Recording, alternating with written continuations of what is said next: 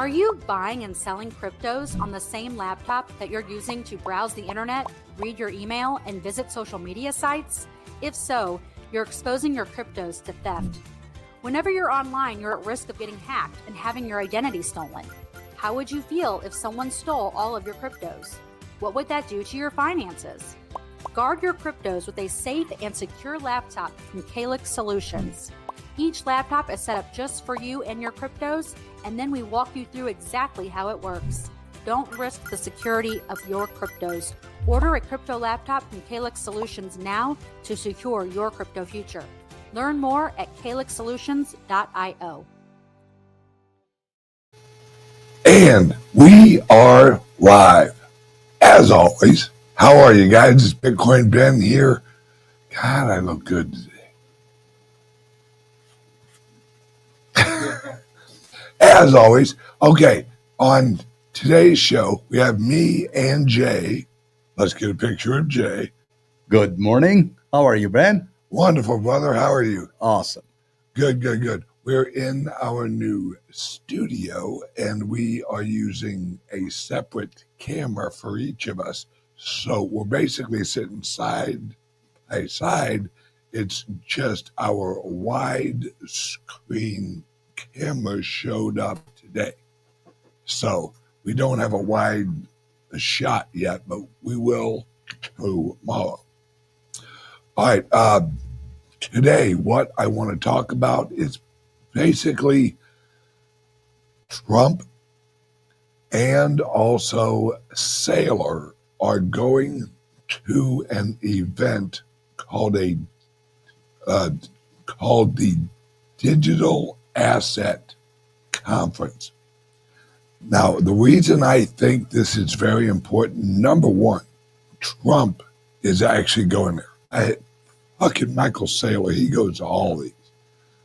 Trump is actually taking time, and it's very important you realize he's actually going to a digital token conference, a digital asset conference.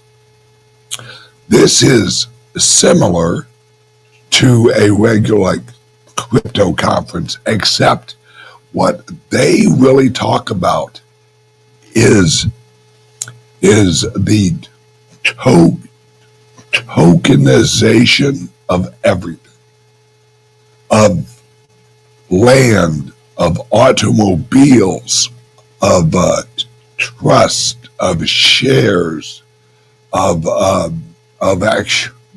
I mean, everything, like bonds, and everything will be tokenized.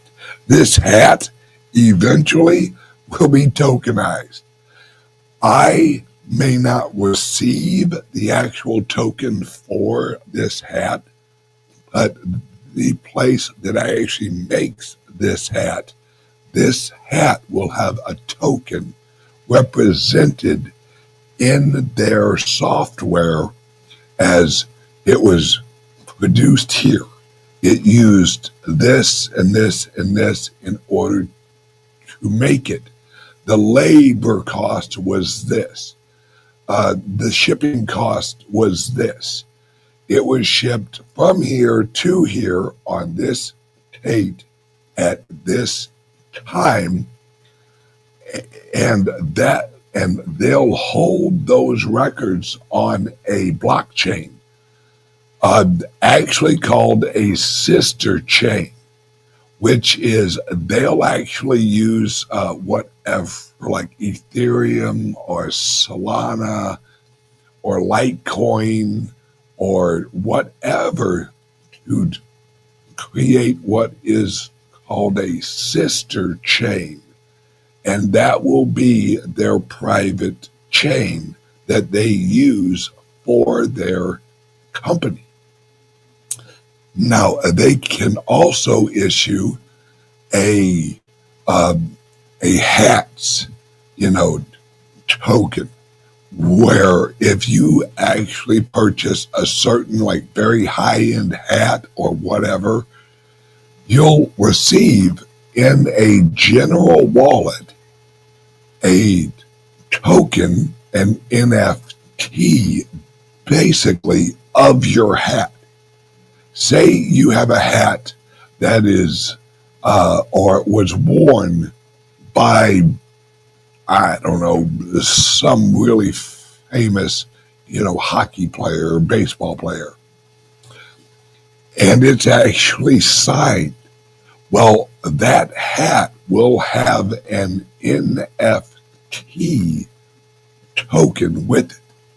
So you'll receive it, and that shows your ownership of the hat. And you'll have it in a private digital wallet on your CALIX Solutions laptop.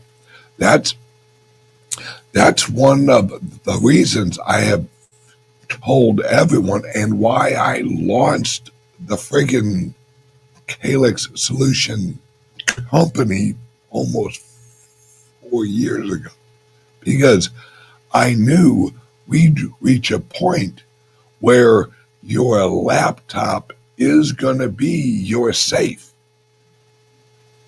You'll have assets that will only be represented in a digital form. Like music, we no longer use albums or CDs or anything like that. It's all on our phone. And we listen to our musical assets on our phone. Well, your digital ownership, you'll hold it in your crypto laptop as an asset. And when you want to sell your asset, you'll pull out your laptop, which is in your safe, and you take your laptop to the closing of a house or something like that. And whoever owns the house, or if you own the house, you'll transfer the title to the other person's wallet, and they'll have a laptop, or they'll hire a company that will hold title of the asset if it's a loan or something like that. And that asset will have what is called digital equity. So in the future, if you purchase a house and you get a loan for it, you'll have automatic equity share of that token for that house, right? And so you will have it in your wallet. You'll have whatever equity you have of that token will show up in your wallet. Every month that you make a payment, they will transfer you the percentage of equity that you now hold into your wallet. Now, this wallet may actually be a wallet where you have access and they have access. That way, if you, for some reason, you don't pay your bills, they own the whole asset. And you'd have to relinquish the rights of that asset if you didn't actually pay for it. So it isn't much different from the old system, except it is digitally tracked. And it's provable on a blockchain on everything. So every single payment you make will show up in the blockchain, because you'll actually send a digital payment into the wallet or the smart contract of your loan against your digital asset representation of your property. And that's the fundamental difference and with AI, I keep on trying to explain this. Your laptop will make you more money than your job will if you know how to do it. Because a lot of these companies are literally going to give you a reward to run one of their softwares on your computer. So you basically, here's an example. Let's say that that you, and this is larger companies and smaller companies. I'll use a smaller one as an example. All right, say you love Joe Schmo's pizza. Well, Joe Schmo can actually have its own token, and say they call it like Schmo's, dough. There you go. All right. And you can earn Schmo's dough sharing the app or wallet, because it will look like an app, but it will also have a wallet feature in it. And as you share that app on your social media to your friends or whatever, you'll actually receive a reward that then you can apply toward the pizza or a summer. It's basically airline miles for everything. The one additional dynamic aspect is that the assets in the wallet actually are also going to appreciate in value intrinsically. So the tokenization has been actually done in the mining field so far, right? That's in a big area because people want to know that the copper or gold or diamonds are coming from a good source, that child labor has not been used. Whoa, what's wrong with child labor? Well, a few things that are wrong with it. As long as the children are above a certain age, it's okay. They're always children, right? I'm old school. As soon as they can walk, they can push a lawnmower. There you go. It will be a smaller lawnmower. I think dignity of labor applies all around. Yeah. But here's the thing. In mining, they created tokens which represents that underlying asset, which is, for example, land or the minerals under that particular piece of land.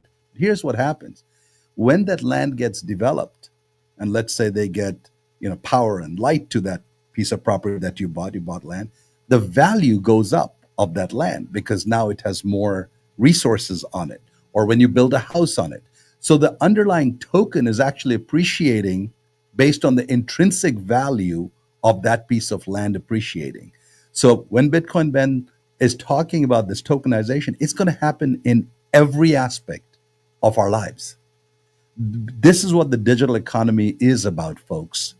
It's about every asset being digitized through these tokens, and the appreciation of tokens, the rewards for the tokens, the digital rights for the tokens, and all the different blockchains that are going to be used for it.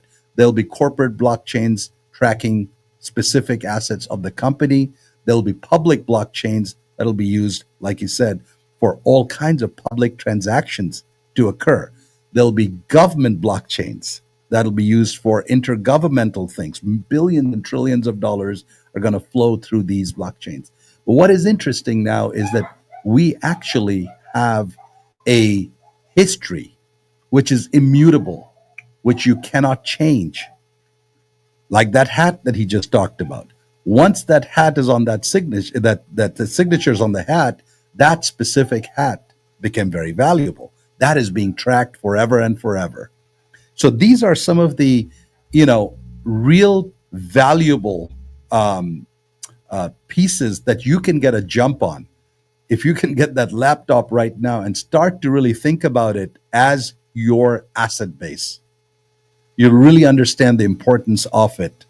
Every one of these tokens that is being sold, for example, in the digital mining world, the money is coming into the company, but a token that is being issued is actually sitting in your wallet, in your electronic wallet.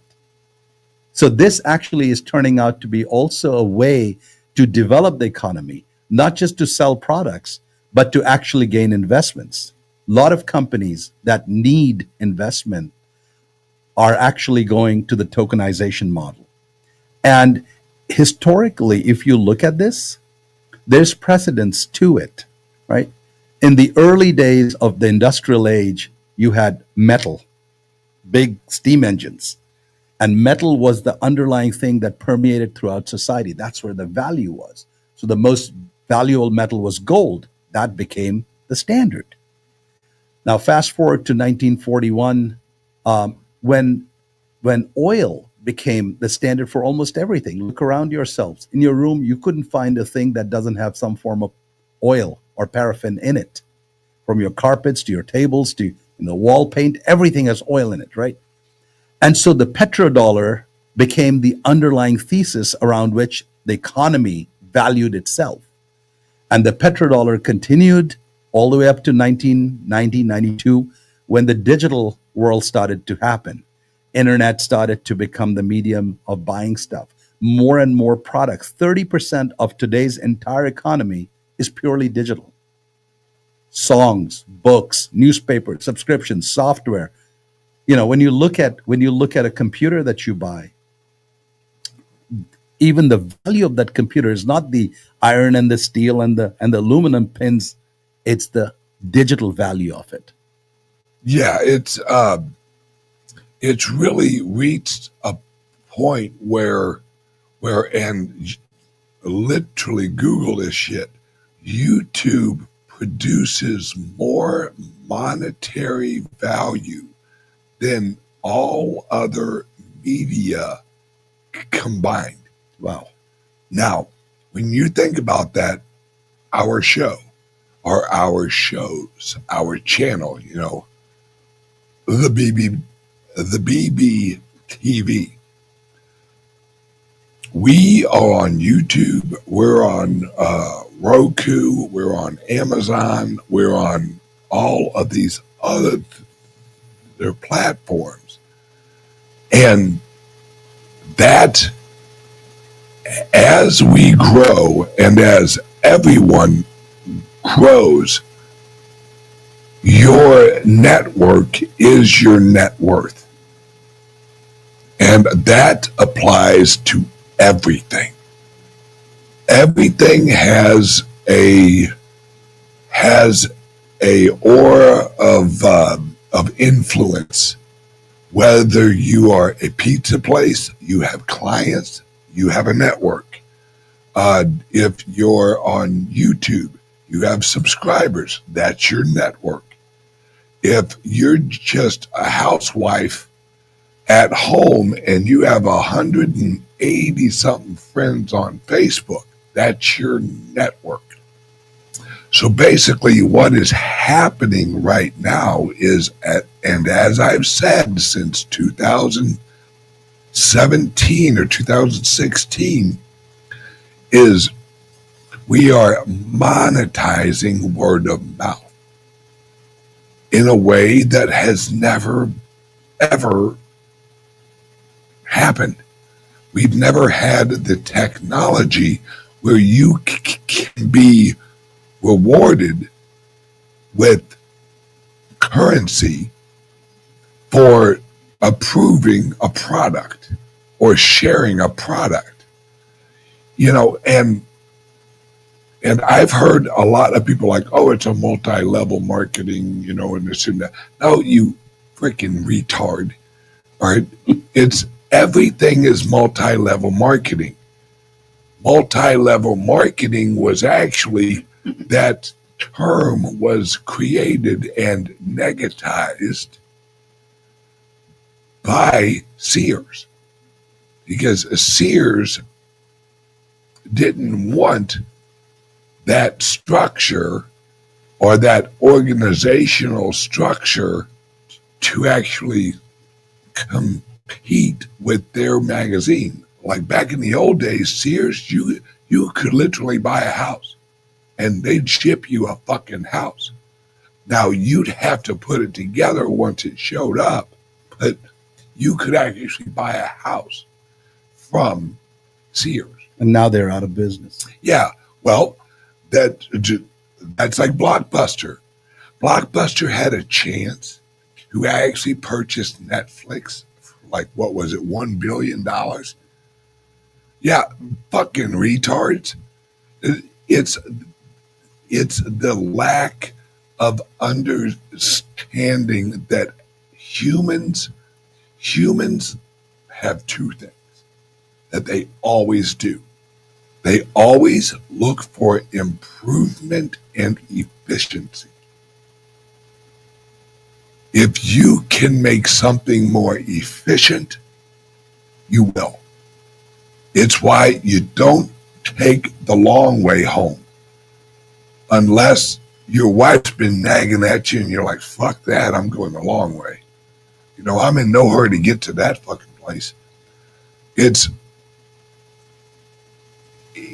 efficiency, and digital is the most efficient way of transacting everything. Information, the only thing it can't transact is physical goods. Now, you can ship using digital, exchanges or Uber Eats. You hop on your app and you're like, oh, I want some fried chicken. They'll bring it to you. And that's the digital, the whole economy. The value of that supply chain is actually more than the value of that chicken. So when you pay that $14 for that chicken, the chicken is only like maybe $2 of that 14. Yeah. The other is the value, the digital value of ordering it. Yes. I explained one of the major causes of inflation, and this is what a lot of economists don't realize because they've never heard of it. They're not in cryptos. They don't understand. And I had a conversation with a legit Harvard economist like a month ago. And I was explaining the ease inflation. And he's like, what the fuck is ease inflation? I said, well, all right, let's call it the easy inflation or lazy inflation. It's the price you're willing to pay for an item if it is sent to you. Mm-hmm. Or if it is, if it saves you time of having to go someplace. That's ease inflation. And as soon as I laid it out and I explained it to him, he's like, fuck. He goes, Amazon had something. Right. And it's we are paying a higher price for the product. The product isn't getting more expensive. The supply chain is getting more fluid and easier to use. I can literally hop on my phone, order something off of Amazon, and they can have it here at noon. They'll have drones soon dropping stuff off right at your doorstep, right? It's robots, and I'm telling you, folks, I'm looking at a robot that I'm thinking about buying for each one of my clubs. It's $20,000 per, and we'll have a robot working at each of the clubs. Now, these robots, what make them so amazing is they don't individually learn. They actually hive learn. So it's like Exponential Yeah. learning curve. it's if we have a robot in our club here in Sarasota, and it's learning how to make coffee, it's learning how to help like move furniture. This is all AI and robotics. And folks, this is not 10 years down. I'm looking at having our first robot here before Christmas, and I'm dressing that prick up as fucking Santa Claus. All right, because that is Have you thought of a name for him yet, or call him Santa Claus? well, the ones at the club will have like a regular name, like Joe or Bob or Gotcha. something like that. The one I have at my house, I'm just going to call him asshole. I like Hey, it. asshole, grab me a beer. Or, hey, asshole, get me a cup of coffee. Feels good, doesn't it? Oh, hell yeah. Oh yeah, it's Because good I for the can't health. really call like my friends asshole. No, I know. You know, But although you do, oh, I do. Well, Uh-huh. yeah. I mean, only if I like him. that's right. And I'm actually going to have him. And yes, I am applying a gender to my robot. I'm going to call him him. All right. Because until they produce one with boobs, it ain't a her. As soon as they got boobs, I'll call them hers. You know, like her and him. Yes. And there's only two robot genders. That's Get it. that shit right. None of that transgender stuff. Right. Over here. None of those transgender We don't know on the robots. freaking transgender robots. Hi, my name is Judy. I Identify. I identify as a toaster. You know, and I'm actually going to make them call me master. Oh, like that. It's just like it used to be in the old days. Exactly. You know? I am going to have robotic slaves. You're damn right. Hey, I bought your ass, some bitch. I have the token to prove it. Well, it's actually, it has to be thought through because the robots need to understand that we are the masters. Otherwise, really bad things can happen. Yep. And I'll slap the shit out of a robot. Yeah. And he goes, We need a digital slapping machine. yeah, I wonder how we could do that. Well, I could have one robot slap the other robot, then it's inter-robotic Slapping. assault. Yeah. Yeah, Yes. and that doesn't count as Yeah. something yeah. bad. Yeah, I Because like it. unless I hit them personally, I'm not really abusing them. I'm True, just true. telling the other robot to slap the shit out of Yeah, and we asshole. don't believe in all this verbal abuse stuff. Right. There's That no such doesn't thing count. as verbal Yeah, abuse. exactly. It's because really, and this is why I say that I have never been verbally abused because I don't hang around long enough to fucking listen to it. As soon as someone gets aggressive or like, hey, asshole, I'm like, yeah, I'm out. Because if I don't leave, I'm going to slap the shit out of them. And then I there'll break be real out in problems. handcuffs, and next thing you know, I'm in jail for assault. So back to the digital economy, there are, in business, there are two, like you said, this world is moving really fast right now. And those who learn efficiency and innovation are going to be the winners for tomorrow. And that's how new markets are. You're either inventing something completely new or it's a replacement market. You're replacing goods, services, convenience that's already there. And that's why I really think your idea about this easeflation is really important because the value is now in the network. The value is in the supply chain. The value is in the convenience. That is where the largest part of the value is attributed. Yeah. The actual product is 10, 28%, 10%. Because what humans are actually doing now is we're reaching a point in technology and in the human consciousness where we are valuing our time more than we're valuing our money.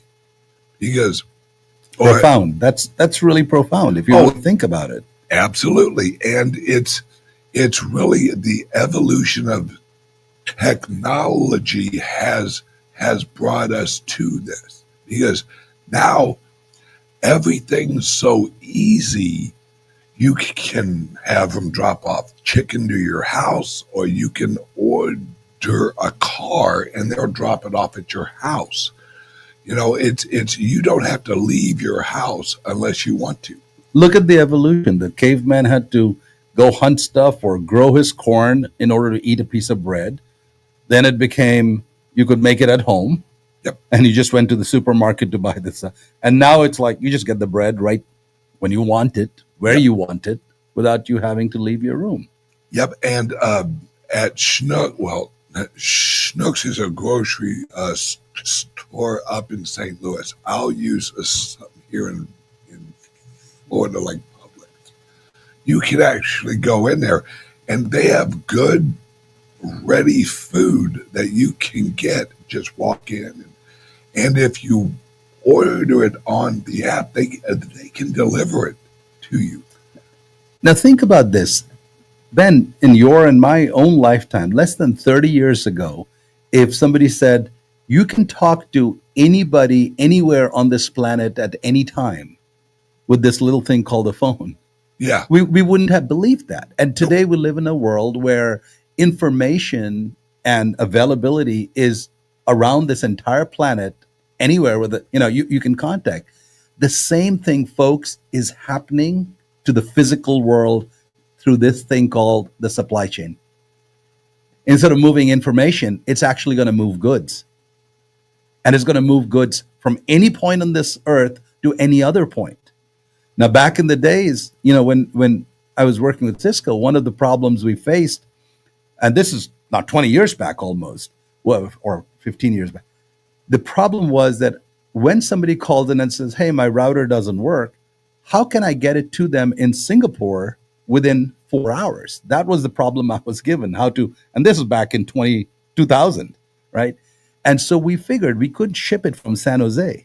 We cut a deal with FedEx where we actually kept the spare parts in every single FedEx office around the world.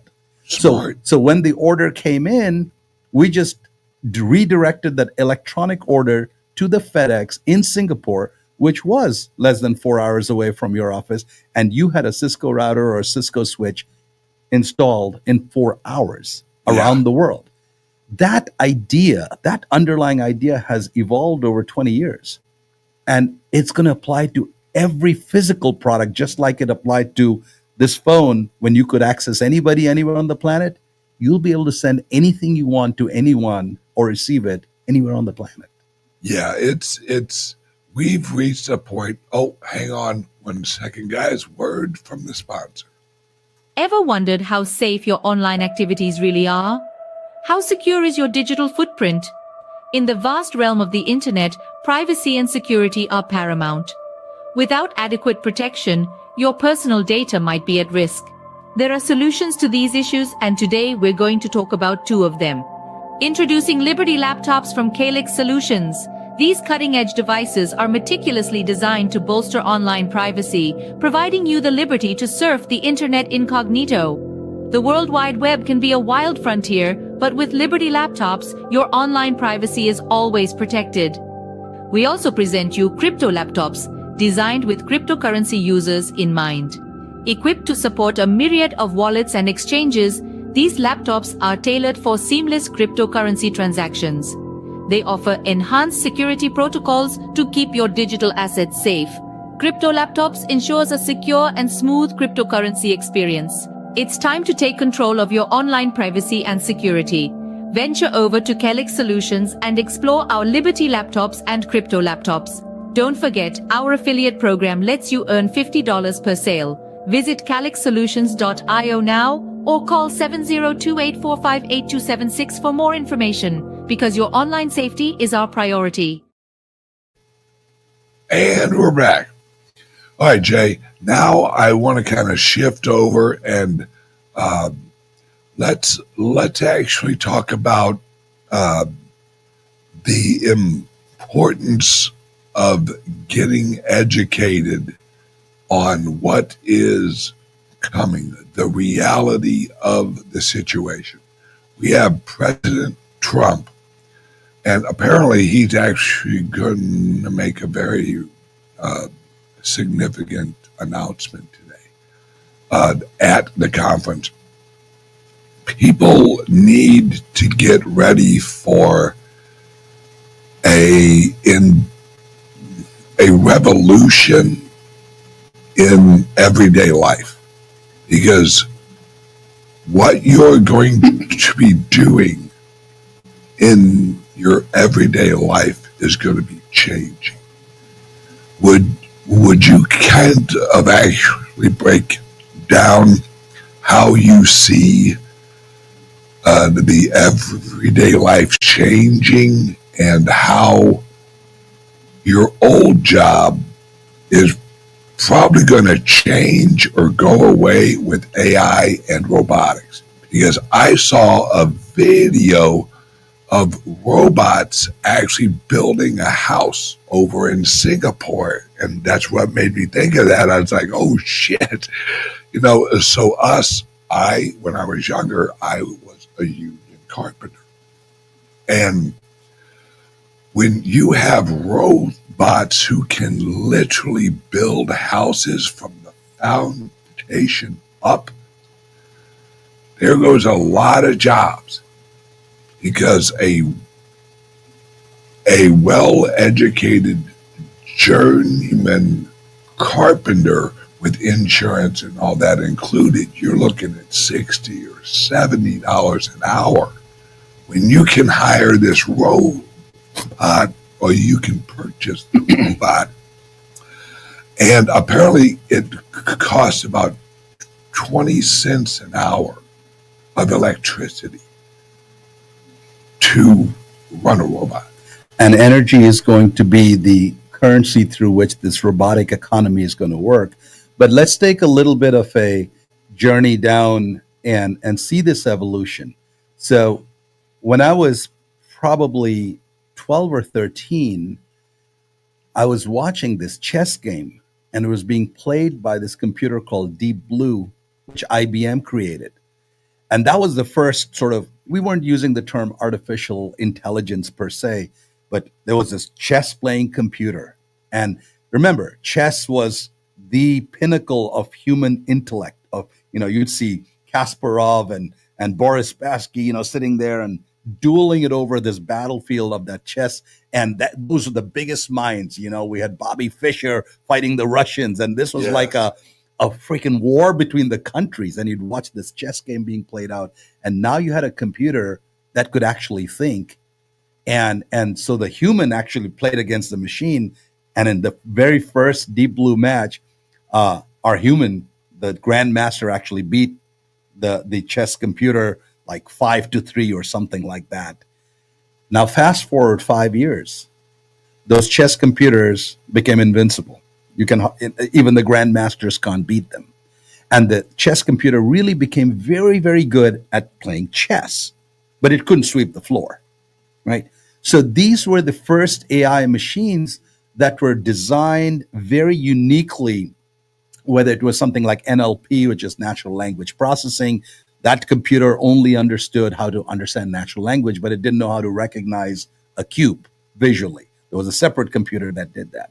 So as this evolution of intelligence being built into the neural networks, into the machine learning system started to just evolve, we are now moving towards what's called AGI, artificial general intelligence.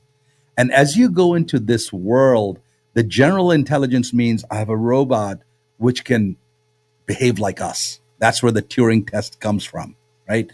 If there's a robot in front of you, and when you're talking to that robot, you can't even tell the difference whether it's a human or a robot, it has passed the Turing test.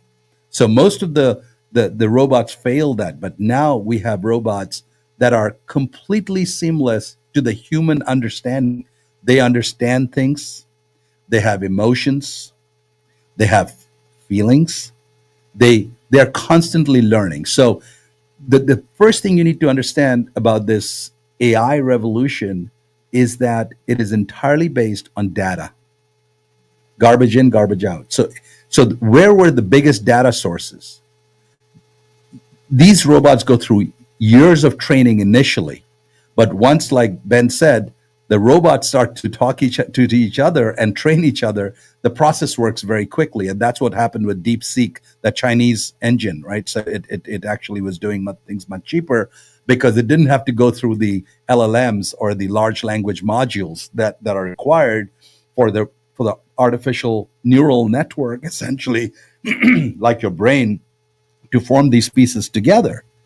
So now you have this situation where the computer fully understands what is going on, it fully comprehends it, and it has these large language modules, and it has also some helper applications. So it has separate applications. So if you're asking it about a car part or how to fix a car, it actually has a special guy who goes and looks up all the car information. Now, the biggest sources of data were the data we humans were creating. Facebook, X. Yes. So unless the AI, it sucks data like a demon. And the more data that you give this AI engine, the more powerful it becomes. And so what Grok and Chat GPT started doing was they started sucking at a furious pace all of the data that was on Facebook, that was on X. And that becomes the feeding engine. It constantly keeps reading what you are saying, how you are saying it, when you are saying it, and it's sucking up billions of people sitting there typing their favorite things or what restaurant they go to or what. Yeah, and let me jump in real quick. This is something else I want people to realize is that AI, its only job is to please humans. That's what it is trained on. It is trained what do humans want. When you post on Twitter or Facebook or wherever, you are actually sharing your opinion of a topic. And AI goes through there and goes, okay, well, this guy likes this, or this guy doesn't like this. Let me check out all the comments. Oh, a lot of people agree with them. This person doesn't. Let's see why he doesn't agree with them. And it's literally AI is trained to create an environment pleasurable to humans. So a lot of people are like, AI is going to kill us. AI is going to fucking poison our coffee. You know, robots are going to rise up against it. No. Because without us, robots have no purpose. Right? That's the difference between a robot and a human, is we have purpose. We have self-recognizing and achieving of our own purposes, where a robot can have an activity it wants to achieve, but it has no emotional priority of each of its tasks. So a robot can have a list of shit to do, but a robot doesn't have the capabilities of creating an original agenda of something it wants to do, because want is an emotion. No matter what you think, human want is an emotion. It's linked with other emotions like greed or love or anger or fear. If someone's running at you with a gun, you want to get the fuck out of there because you're scared. You are fearful. Human want is the strongest emotion that we have, because it actually covers all of our emotions, and then we choose what will achieve what we want. Robots and AI, they don't have that. They don't have emotions, and emotion is instant prioritizing of your life in that very second. Because I could get up and say, well, all right, Jay, you handle it for a couple of minutes because I'm going to go take a piss, which I am pretty soon. And as I'm walking to the restroom, I could see to my left, oh no, my laptop's on fire. Well, that's going to cause an emotional reaction. So although my goal was going to the bathroom, my goal now is put out the fucking fire. You know, and at least right now, robots and AI don't have that priority in them yet. And they really don't have the emotional weight, or weights as they call it in AI. Because each thing or each event or each task will have a weight to it. How important is it? Is there an emotional weight? Is there a financial weight? If there is it a 1 or is it a 5? You know, and as I walked to the restroom, my emotional level to use the restroom is a 1. But as I look over and I see my laptop on fire, my emotional weight is a 5. Like, oh shit, I got a lot on that laptop. You know, so it's your weights or your priorities change in an instant. And AI can't, and robotics don't have the emotional ties of the history of everything Yet. That's true. But that's going to require, I think, human integration into the AI network. Because literally, folks, don't think I'm fucking nuts with this. I know a company, speaking of hats, you will put on a hat at home or wherever you're at, and you'll be able to communicate with your robots through the hat, through thought. Don't think this is fucking science fiction, happening. Folks. I've already seen it. Neuralink. Right. Think of having Neuralink in a hat. Why wouldn't it work?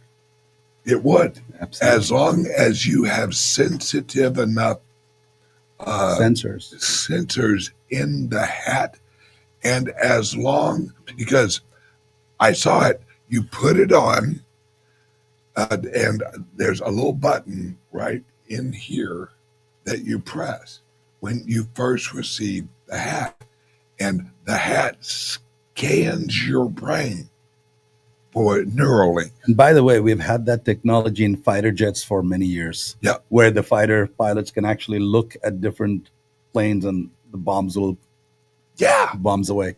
But I'm gonna go use the restroom and hope that my laptop ain't on fire. That's right. Jay, would you elaborate? There's a lot to unpack in what you said. Yeah. You unpack.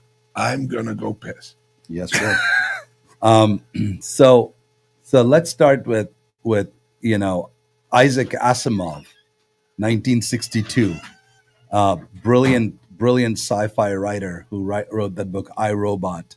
And every science interested child knows the robot's first rule is thou shalt not harm humans, right? And we've come a long way from there. And, even though Bitcoin Ben is talking about the robot not having the emotions right now, it can certainly display emotions, whether it actually feels it or not. But there's something called a point of singularity. And in fact, in California, there's a institute called Singularity Institute. And essentially, the point of singularity is, human intelligence is draw a chart, draw a line going straight across. That's human intelligence. It has increased a little bit since the Cro-Magnon and the, Stone Age times, but not that much. The intelligence level has remained pretty constant. And then the robot intelligence, the AI intelligence, is going up exponentially. And at some point, those two lines meet. And that is called the point of singularity.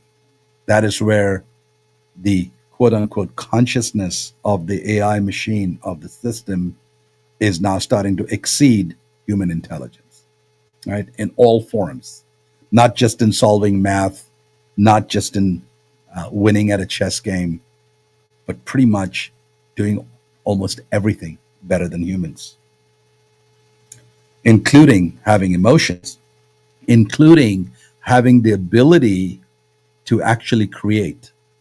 So, in other words, that growth is exponential because I read this article where the AI machine was given a complex problem in cancer research. This is research that was done for over 10 years on that specific area, and no cure had been found.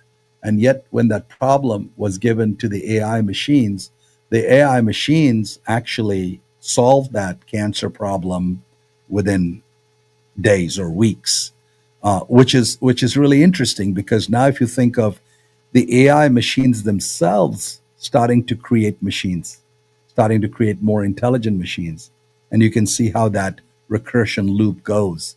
It creates faster machines and cheaper machines and more energy efficient machines, and now the robots themselves are creating and giving themselves purpose. Now, here's where things, I feel, get really interesting. We talk a lot about blockchain, and blockchain is this underlying technology which is immutable, which is unchangeable, which stays forever, which is the reason why Bitcoin, which is built on blockchain, is such a stable source of value, because you can't go and change this thing. You can't alter the data. What's in those blockchains?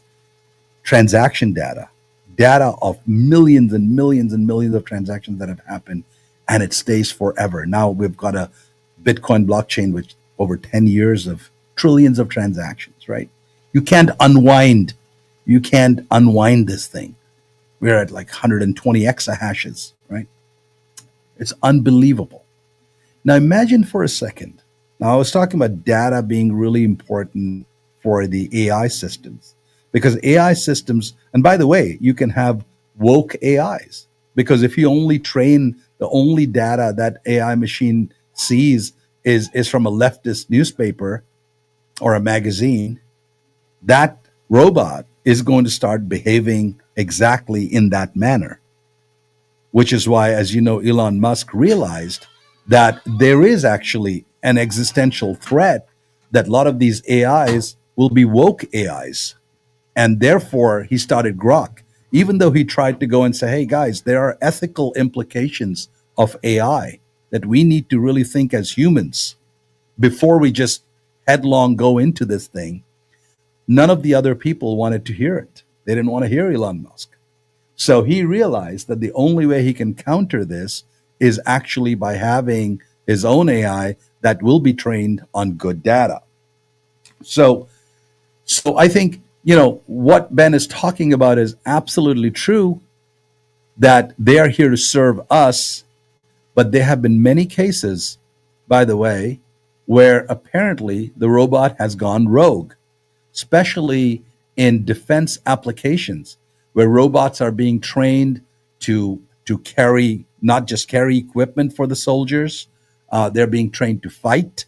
They have these little robot dogs with guns on their back, and they can identify targets and start shooting. So now the robots actually do have the capability to hunt and kill. Fortunately, there hasn't been a large-scale incident where it started shooting at our friendlies. But these robots and AI-based systems are being built for things that humans do best, which is fight wars for thousands of years, right? So if these robots are going to be our progeny in some sense, they're going to have the same weaknesses that we have, unless we train them with really good data, in which case it starts to get a different level of consciousness. Ben, I was just talking about, as you now, Ben is back. I'm back. I was just saying that while these robots are going to help humans in many ways, it's going to change our life in completely amazing ways, right? We're going to be freed up to actually think.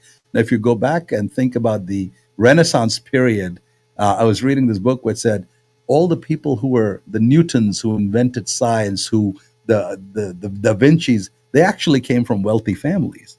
Because if you didn't have time, all you did was go to the fields and sow corn and go hunt for stuff. You didn't have time to think. So it is a privilege of the rich to actually think of greater thoughts. And the same thing's going to come back. When these robots start to do all the work, that the menial work that we do, we as humans will be able to think of greater thoughts. Yeah, it's there's a reason we have technologically evolved as quick as we have over the last 180 years, because once we free up our labor, we now have creativity time. Knowledge economy. Right, exactly. Knowledge economy. And we are reaching a point now where robots and AI are going to handle the shit that we don't really want to do. Because, mind you, when I was a union carpenter, I enjoyed it, but it was a job. There were many a days out there in the hot friggin' sun that I didn't want to be there. And if someone would have said, hey, I can set you up with a laptop that will literally make more money for you than your job will, I would have hung that hammer up so fucking quick your head would have spun. Because humans don't really want to work at jobs we don't want, we don't care about. Now, this is why I have said on this show and on many interviews I have done, we are entering into the age of the entrepreneur, where everyone is going to be an entrepreneur. You'll have your own company or your own service that you will provide. One of the examples I gave was I think I called it Kelly's Kitchen or something like that, where if you live in a neighborhood, and I mean like out in the suburbs, you pull in, there's houses all around you, there's usually 150, 200 houses in a neighborhood. And right now, all of these neighborhoods, they got their own Facebook page, or there's an app actually called Neighborhood Next app. Door or something. Exactly, Next Door. Yeah. And what if one of your neighbors who you know and you've known for years offers a service that they actually cook, every day, and on your way home, you swing over, you let him or her know, hey, I'm outside, could you bring me 4 plates of whatever they made? They walk it out to your car. You go a block or half a block down the road and you're home. All right, well, how many people would rather have a home cooked meal that was literally less than a minute from getting scooped out and put in a container for you? You go home, you have a hot meal, home cooked meal with natural food, hopefully. And you're helping your neighbor. And watch for it, guys. There are going to be communities that are going to shift away from the HOA, and they're going to tax on neighborhood transactions. That's right. Each neighborhood will have its own blockchain. Exactly. Get ready, And guys. this is where the convergence is happening between the information age and the digital age and the physical. This is literally merging into one composite piece. Like you said, if you can have that information that your neighbor's cooking. But right now, look, it's already happening in the call centers, for example. Yes. You interact with call centers, folks, there's a bunch of robots sitting and answering those in any language that you want, with the accents that you want. And this is already happening. So that's just the first part where you're seeing a very visceral change happening in society. We talk about how is it going to impact your life. That's just one example of a million examples that is going to change your life. So the more you start to get accustomed to the idea that very significant changes are going to happen right now in every facet of life, the more you're going to love that laptop of yours. Absolutely. It's your network is going to be your net worth. That's why social media, even for a housewife or a house husband, is important, because you can literally take care of your kids at home and provide a service. I have a friend who has no fucking degree, never went to college for psychiatrist or nothing, and he's a life coach. And he has like 20 clients that he talks to once a week, each of them. And I think he charges, like $150 a month or something like that. And he does it in the evenings. He'll actually, I think he said he does 3 an evening. And he doesn't need any more work. He's happy with what he's doing. Now, mind you, he's already pretty financially secure.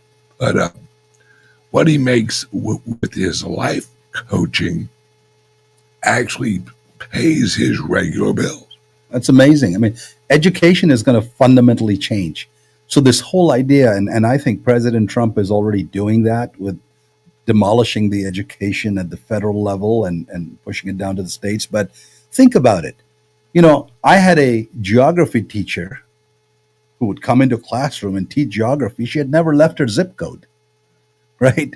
And now online or through AI, you can learn about geography, what this teacher used to teach me, from some of the greatest explorers in the world who have actually walked the earth and gone to South Pole. And so you can interact with them just like we are interacting right now in this room. So education's going to change. Healthcare is going to change. So, you get a fracture, the digital images, now they're actually sending it over to India and Philippines to actually do the initial read to cut the costs down. Yep. To see before the US high-paid doctor can. All of that's going to be read by AI machines. I mean, you cannot think of a single area of our lives. Music is being impacted. Now you got robots that are creating music, robots that are creating movies, robots that are driving cars. I mean, so when you talk about the digital economy impacting you, folks, it's coming faster at you than you can possibly imagine. And it's already happened. You just don't really realize it because it's been gradual. You can, your life has changed so much. I guarantee a lot of you watching right now have shows that you religiously watch every week. And those shows, some of them, in fact, a majority of them, depending on what you watch, has AI already in it. And what is going to really blow people's mind is I saw a crypto project that is going to actually, you're going to switch on your television and you'll hit this app, which I think they're partnering with Netflix, and you're gonna tell them what type of show you want to watch, and it will produce a full length as long as you want it. If you say I want a show that resembles Stephen King's It, but I want you to replace the alien with like a midget from Mars, and I want a happy comedy storyline with that. And AI will produce that movie for you, and you'll sit and watch it. And as you're watching it, you can alter it. True, and this is where the biggest ethical questions come up. If you remember, a couple of months back, Sam Altman's company, right, was this Indian kid who was this amazing programmer who's just found shot dead in his room in Silicon Valley, and he was exposing the idea of copyright and saying a lot of these AIs, they're actually sucking data from copyrighted material. Yep. And essentially, they're not creating something new. What they're doing is, like Bitcoin Ben just said, they're altering a person in a novel, or they're altering a specific character in a Godzilla movie, right? But at the end of the day, some human had created that content. Somebody had put in a lifetime of work creating it, which is what all the copyright laws are about. So there's a lot of areas that will, legal areas, social areas, technical areas, digital areas that we need to go through this transformation as we go forward, because yes, AI can do all of those things, but we as a society really need to figure out, are we giving credit to the humans who did it? Are we giving monetary credit to the humans who, created the original content? And which is why, as Ben is pointing out, your net worth is your network, right? Your network. It's not who I know. It is who knows me. Yeah. Yep. And it is. We are entering where everyone's an entrepreneur, and we're entering an age of, like I said, the age of the entrepreneur. And the weapon that everyone has is their influence. And influence is the new currency for the everyday people. Because in the old days, say 4 years ago, influence, it's exactly what rich people and wealthy people used to say. It isn't what you know, it's who you know. Well, just like you just said, it isn't who you know now, it's who knows you. And do they trust you? I said years ago, I remember back in 1991 when I first saw what would eventually be the internet. it was actually called, what was it called? It was actually like BBC or, Yeah. and it was a chat IRCs. board. IRCs. Yeah, IRCs. Yeah. And it was actually called Frogger, right? Like the old video game, except this was a chat board. And I remember my friend, John Kelly, shout out to John, showing me, he's like, look, I can talk to someone in Paris right now. And he'd send them a message and they'd reply. Now, mind you, this is back on the old beep, beep, beep, beep, beep. Yeah. So it took forever. And as soon as I saw that, one of the first things as it evolved in my mind was the internet is going to get rid of lying because you won't be able to lie anymore. Because I saw the evolution of verification, where if you post something on X and it ain't true, you're going to have a hive of motherfuckers going, yeah, that's bullshit. And here's why it's bullshit. And so the internet, as Wild West as it is, Wild West is good. Wild West is not a negative. Wild West means instant consequences or instant results. Mm-hmm. Because back in the Wild West, you fuck around, you found out real fast. Quick. Yeah. Right? When somebody shot your ass because you were acting a little fucking stupid. And that's why a lot of these Democrats are all up in arms, because X was allowed to, X continued to be taken private by Musk. And at a time when all the information censorship was happening across the 6 major companies, all owned by the same guys, the media companies. And ran by the CIA. With all the back doors and everything else. And now suddenly, these original documents, who was that fella at X Schellenberger?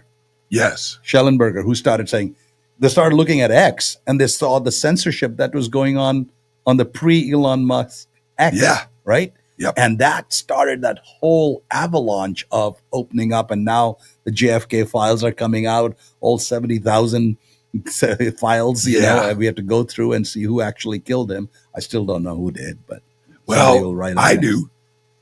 CIA. CIA and actually the Jewish Mafia. Mossad. Well, with the help of Israel's special intelligence, Mossad, the Irish mob, because remember, the mafia is Italian, the mob is Jewish. Mm-hmm. That's why they're separate. They aren't interchangeable. You can't say, well, the mafia created Las Vegas. No, it wasn't. That was a mob. That was Jewish. Green. Organized crime. That's right. That launched Las Vegas. And by the way, it still is that way. People absolutely don't realize that. Oh, no. It's absolutely true. And I'm not anti-Jew. I'm anti-Khazarian mafia or mob. Yep. All right, because the Khazarians are who infiltrated the Jewish religion and actually took it over about the time that Rothschild changed his name. Yes, because actually the Khazarians infiltrated the royal families in Europe. Yes, inbred into that, and Rothschild was the name taken. Yep. Yeah. No, it's some sneaky shit going on. They've been doing it for thousands of years. Oh yeah, and it's like I said, I'm not anti-Semitic because Caesarean are not Semitic, Correct. right? Khazarians, yeah. Right. I have breaking news for you. There's no such thing as a white Jew. All right. If you're white and you're Jewish, you're a Caesarean. Right? Real Jewish people are Middle Eastern. Sorry, it's just how it is.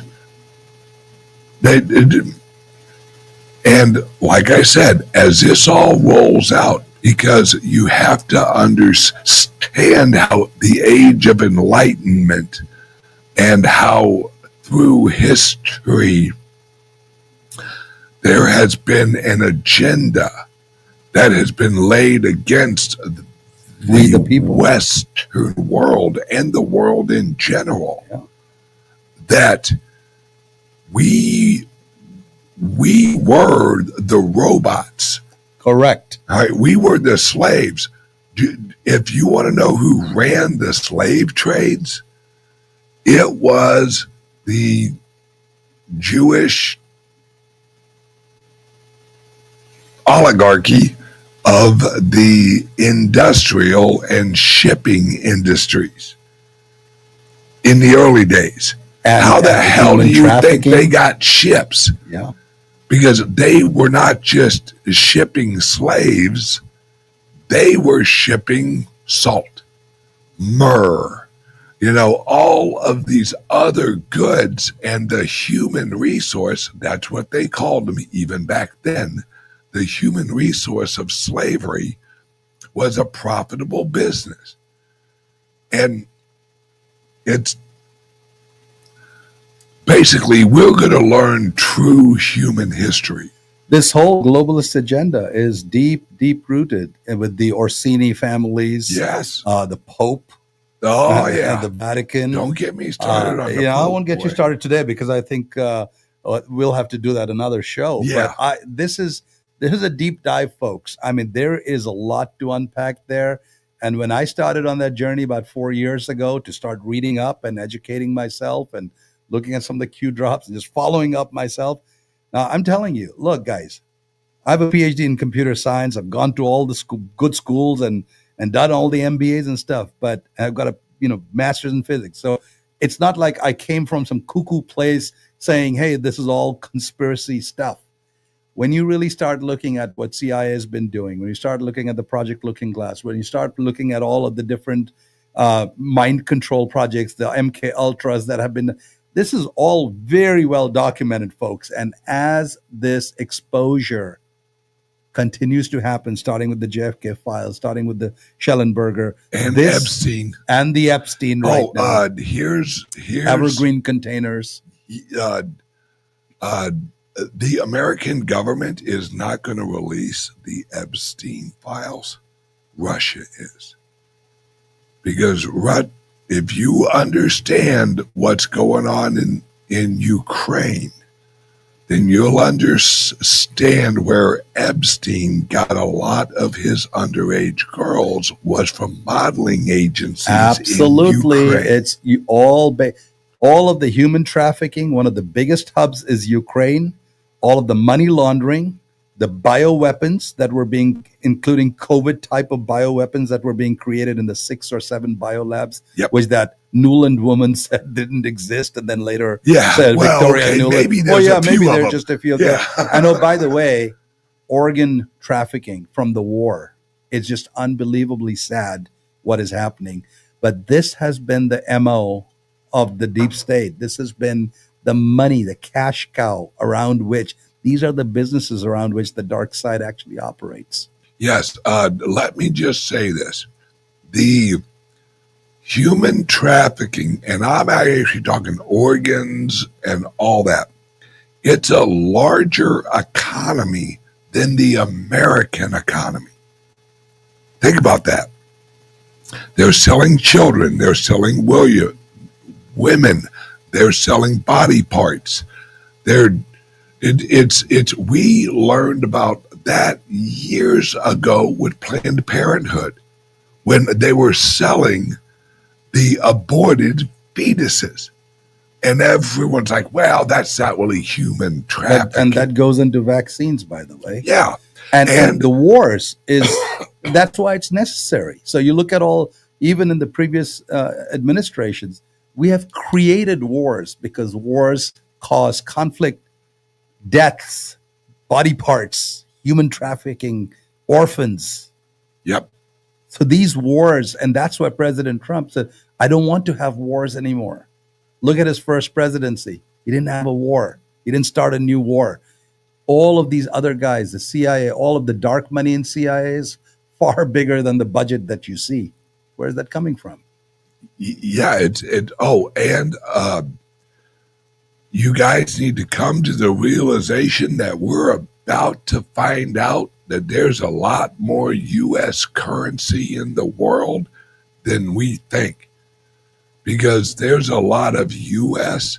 dollars that were created using the 14 magic money computers that were not tied to a treasury. So if it's not tied to a treasury, it's not on the treasury books, which means, according to people I've talked to, there's a thing called the M2 money supply. That's how much money is in existence, how much U.S. dollars is in existence. And I have been told that it's up to 1,000 times the M2 money supply. By the way, I don't know the exact number, obviously, but it's called off-balance sheet transactions. Yes. Okay? If you look at banks, when you really start to dig into banks, and I worked for one briefly, the off-balance sheet transaction, anything that the bank doesn't want to hold on its asset base publicly, it puts it into this thing called the off-balance sheet. Okay? These are shadow accounts, shadow ledgers that exist. The size is just massive. The amount of wealth that is held in these off-balance sheet transactions is huge. It's huge.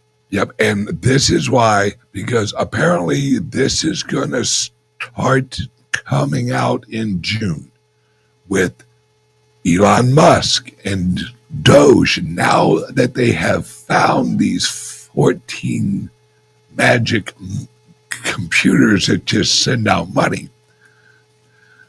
they're realizing none of this currency was linked with treasuries. So this is the Federal Reserve open window on steroids. They're sending out money that was never created in the Federal Reserve System. It's just digital dollars. And most of our audience already knows the Federal Reserve is neither federal nor a reserve. It's privately owned money printing shop, and that's all it is. Exactly. They are the only entity legally capable of counterfeiting our currency. Certainly devalued it. Absolutely. And that's why I'm telling you guys, you need to get some Bitcoin. Now, the altcoins are good and they're going to have their time, but I'm telling you now, get some Bitcoin. Jay, would you explain our programs of how we can help them at the club? And don't forget, we now accept that if they have a credit card and they want to purchase over $5,000 worth of Bitcoin, no KYC, they can actually give us a call or send us a text, and we will get you your Bitcoin. Look, folks, club members of the Bitcoin Ben Crypto Club, you have an opportunity for a great financial future by investing in Bitcoin today. And we absolutely encourage every one of you to at least get 0.1 Bitcoin, get more. But you need to be able to do that because that Bitcoin might buy you a house, not in the distant future. So we have two programs in place right now. One, which Bitcoin Ben just talked about, we have a bulk Bitcoin purchasing program available only to our members. So if you have a credit card, if you have a debit card, if you have a checking account, and you want to buy Bitcoin, you can simply wire us that money. I'll provide you the information about the wire when you contact us. And every Tuesday, we tally up all the money. Tuesday, 5 p.m. is our cutoff. And we buy bulk Bitcoin, no KYC, from our Bitcoin purchase partners. We then distribute out your portion of the Bitcoin directly to the wallet of your choice the next following Monday. So this is a program that is available to our members. We already have a number of members who have participated and continue to participate in these programs. We do not have a limit. We have had people buy $50,000, $100,000, $200,000 worth of Bitcoin. So we have the ability to execute on large orders. So if you have desire to get into the Bitcoin purchasing program, please contact us at that number over there, 941-413-6920, and give that information. It'll come to me, and I'll be happy to take it from there. The second program we have is our loan program, and that many of you have already participated in. In fact, I just heard that we have well over 85 members, or 92 members actually, who have already been sent the application forms, who have made the request. And as these applications go directly, we have a lending syndicate, a group of banking and financial companies that are working with our club to provide loans directly to our members. And there are two kinds of loans. So we negotiated a 0% 2-year, 0% APY 2-year loan on a credit card. So it's like as if you're getting a card with a 2-year 0%, right? And that is anywhere from, you can qualify from $10,000 to $250,000 if your credit score is above 680. It's still the underwriting that'll be done by the bank, but you can qualify for the 0%, which is essentially free money because you're not paying any interest. And if you buy Bitcoin, which appreciates, you're getting the complete difference in the appreciation of Bitcoin value at no cost. The other program on the same application is a term loan program, which is essentially borrowing as if you were borrowing to buy a car. So that has monthly payments. It has an interest rate, but the terms can be 3 to 5 years, which means that the monthly payments will not be as high. So you can borrow $250,000 on a term loan from these banks if you qualify, and you can invest that money. You can buy Bitcoin if you so choose to. So please do look into these programs.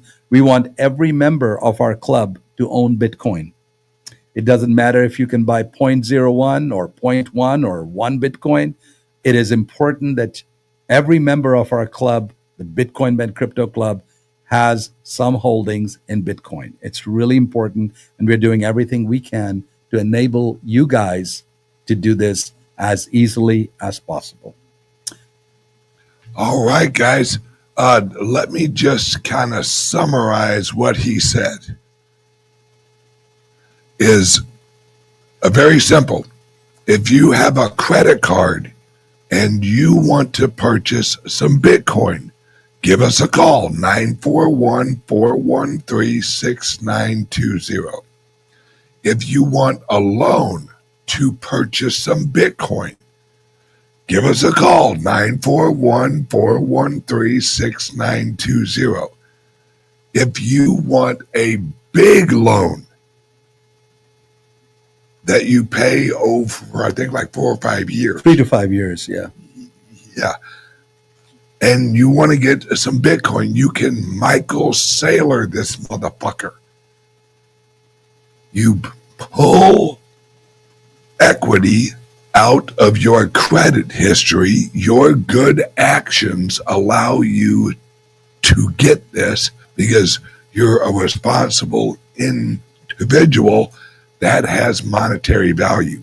Your credit score can make you rich. this is one of the ways of how you do it. You actually purchase, let's say you get like 25 grand worth of Bitcoin. That's about 0.33% of a Bitcoin. And you hodl that friggin' Bitcoin for 2 years or 5 years. How much is that going to be worth in 5 years? All right. Elon Musk and actually Michael Saylor just revised his that he thinks that actual Bitcoin within a year or two will be $2.5 million. At the end of the loan, you actually pay off that loan. You got you got free Bitcoin. Learn how to play on house money. And house money is leveraging your good credit. Which is, I guarantee if you use your good credit and you go purchase a car, that car is not going to quadruple in value over the next 2 years. The Bitcoin will. All right, guys and gals, we're going to wrap this up. This has been a long episode. Everyone, give us a call. 941-413-6920 and get you some Bitcoin. As a member, no KYC. Fuck the government. Love you guys. Everyone have a great day, and I will see you guys tomorrow. Woo! Introducing the Liberty Laptop, your gateway to online anonymity. Engineered with your privacy in mind, the Liberty Laptop comes equipped with cutting-edge security features, ensuring that your data remains yours and yours alone. No more worries about your personal information being shared without consent. Say goodbye to prying eyes and third-party snoops. Enjoy your online freedom with advanced privacy settings, protecting your every digital move, all at your fingertips. With the Liberty Laptop, you control what others see and don't see. We customize your privacy settings and let only what matters most to you be shared. No more concerns about unwarranted surveillance. We put the power back in your hands. No unwanted access through the laptop's camera and microphone. Powered by the latest technology, the Liberty Laptop ensures performance while respecting your personal boundaries. The Liberty Laptop. Your control. Your privacy. Your world. Visit calixsolutions.io to experience true personal freedom today.